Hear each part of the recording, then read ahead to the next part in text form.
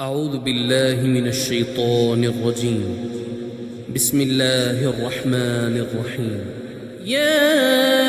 أيها المزمل قم الليل إلا قليلا نصفه أو انقص منه قليلا أو زد عليه ورتل القرآن ترتيلا إنا سنلقي عليك قولا ثقيلا إن ناشئة الليل هي أشد وطئا وأقوم قيلا إن لك في النهار سبحا طويلا واذكر اسم ربك وتبتل إليه تبتيلا رب المشرق والمغرب لا إله إلا هو فاتخذه وكيلا واصبر على ما يقولون واهجرهم هجرا جميلا وذرني والمكذبين أولي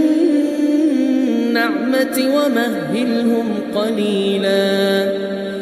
إن لدينا أنكالا وجحيما وطعاما ذا غصة وعذابا أليما يوم ترجف الأرض والجبال وكانت الجبال كثيبا مهيلا إنا أرسلنا إليكم رسولا شاهدا عليكم كما أرسلنا إلى فرعون رسولا فعصى فرعون الرسول فأخذناه أخذا وبيلا فكيف تتقون إن كفرتم يوما يجعل الولدان شيبا السماء منفطر به كان وعده مفعولا إن هذه تذكرة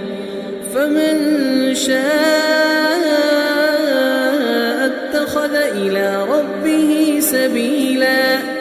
إن ربك يعلم أنك تقوم أدنى من ثلثي الليل ونصفه وثلثه وطائفة من الذين معك والله يقدر الليل والنهار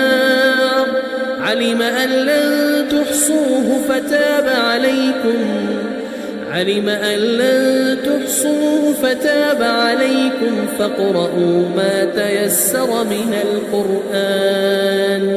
علم أن سيكون منكم مرضى وآخرون يضربون في الأرض يبتغون من